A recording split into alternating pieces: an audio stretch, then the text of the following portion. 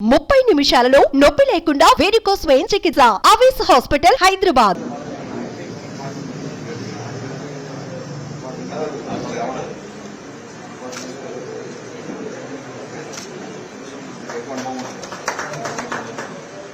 మాజీ వార్డు సభ్యులు సైన్ల పురుషోత్తం గారు మంద శ్రీరామ్ భారతీయ జనతా పార్టీలో చేరుతున్న సందర్భంగా బీఆర్ఎస్ పార్టీ యువజన అధ్యక్షుడిగా ఉండి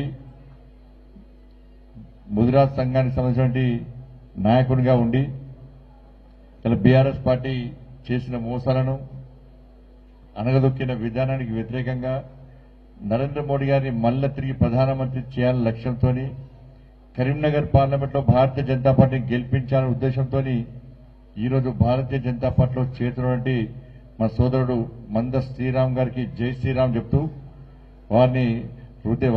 వారితో పాటు చేరినటువంటి ఆ సోదరులందరూ కూడా ఆ సోదరిమణులందరూ కూడా భారతీయ జనతా పార్టీలోకి హృదయపూర్వకంగా స్వాగతం పలుకుతా ఉన్నాడు.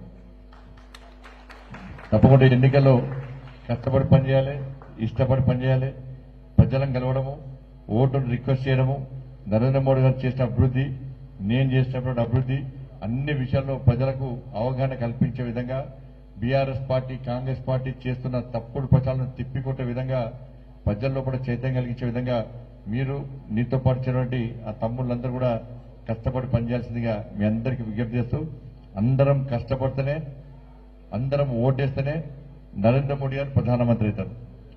ఎందుకంటే ఇంతకుముందు అక్క చెప్పినట్టు ఇవి రాష్ట్రానికి సంబంధించిన ఎన్నికలు కావు, ఇవి నరేంద్ర మోడీని ప్రధానమంత్రి చేసే ఎన్నికలు. మొన్ననేమో రాష్ట్రానికి సంబంధించిన ఎన్నికలు. మొన్న ఓటు వేస్తుంది, కొట్లాడిందేమో మేమే, దెబ్బలు తిన్నది మేమే, జైలుకి పోయింది మేమే, మీరు ఓట్లు మాత్రం కాంగ్రెస్ పార్టీకి ఓటేస్తుంది.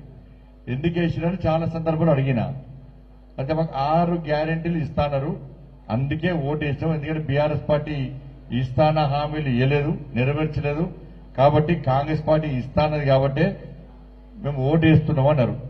మోడీ గారు ఏం హామీ ఇవ్వకుండా అన్ని చేస్తున్నారు. బీఆర్ఎస్ పార్టీ హామీలు ఇచ్చి మోసం చేసింది, కాంగ్రెస్ పార్టీ హామీలు ఇచ్చి ఇప్పుడు మోసం చేస్తూనే ఉన్నది. కానీ మోడీ గారు హామీలు ఇవ్వకుండా కూడా అన్ని నెరవేరుస్తున్నారు. ఇలా బీఆర్ఎస్ పార్టీ మీకు ఓటేసారు. నేను మొన్న అడిగినా మళ్ళీ అడుగుతున్నా, బీఆర్ఎస్ పార్టీకి 2500 రూపాయలు మీ మహిళల అకౌంట్లో వేస్తున్నారు. 6 గ్యారెంటీలో అది ఉందా లేదా? మరి మీకు ఎవరికైనా 2500 రూపాయలు మీ అకౌంట్లో పడ్డాయాక 4000 రూపాయలకి అమ్మ ఉంది. బీడీ కార్మికులు కానీ, పెన్షన్ కానీ, అన్ని రకాల ఆసరా పెన్షన్స్ అన్ని కలిపి 4000 రూపాయలు మీ అకౌంట్లో వేస్తున్నారు. ఇక్కడున్న ఎవరికైనా పడ్డాయా? అది పోయింది. ఇలా 5 లక్షల రూపాయలు విద్యార్థులకు భరోసా కార్డు ఇస్తున్నారు, అది పోయింది. 5 లక్షల రూపాయలు ఇల్లు జాగా లేనోళ్ళకి ఇస్తున్నారు, అది పోయింది. ఇవాళ రైతులకు సంబంధించి 2 లక్షల రుణమాఫీ చేస్తున్నారు, అది ఇవ్వలేదు. అది ఆగస్టు 15 చేస్తారట. మరి ఇదే ముహూర్తము పాపం రాష్ట్ర ముఖ్యమంత్రి గారు దేవుళ్ల మీద ఒట్టు పెడుతున్నారు. బండి సంజయ్ ఏమో దేవుళ్ల గురించి మాట్లాడితే ఇక్కడ కొంతమంది నోటి దురద ఉన్నటువంటి కొంతమంది కాంగ్రెస్ పార్టీ నాయకులు ఊకే బండి సంజయ్ దేవుడు అంటాడు, ధర్మం అంటారని చెప్పి నన్ను తిడతారు. మరి ముఖ్యమంత్రి గారే ఆలంపూర్ పోతే అమ్మవారి మీద ఒట్టు అంటున్నాడు, యాదగిరి పోతే లక్ష్మీ నరసింహస్వామి మీద ఒట్టు అంటున్నాడు, భద్రాచలం పోతే రాముల అమ్మవారి మీద ఒట్టు అంటున్నారు, వరంగల్ పోతే భద్రకాళి అమ్మవారి మీద ఒట్టు అంటున్నాడు. వాళ్ళు ఒట్టేస్తే వాళ్ళు దేవుని గురించి మాట్లాడితే తప్పు లేదట. బండి సంజయ్ అక్షింతల గురించి, రాముడి గురించి, అయోధ్య రామాలయం గురించి మాట్లాడితే మాత్రం ఇక్కడలకు భయపడుతున్నారు.